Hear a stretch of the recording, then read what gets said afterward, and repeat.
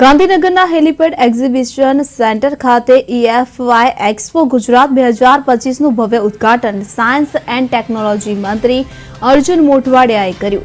Electronics અને semiconductor ક્ષેત્રે ભારતનું નેતૃત્વ કરતું રાજ્ય તરીકે ગુજરાતે ફરી એકવાર પોતાની ક્ષમતા સાબિત કરી.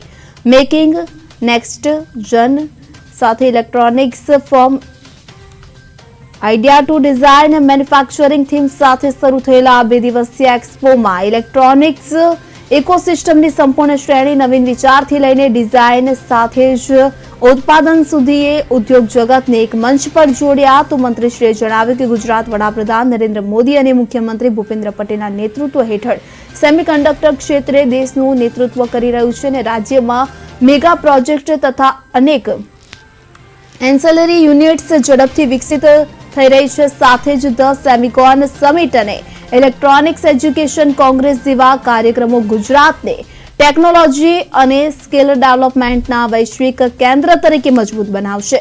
ઉદ્ઘાટન સમારોહમાં ઉદ્યોગ સાહસિકો, શિક્ષણવિદો અને એન્જિનિયરિંગ વિદ્યાર્થીઓ મોટી સંખ્યામાં ઉપસ્થિત રહ્યા હતા.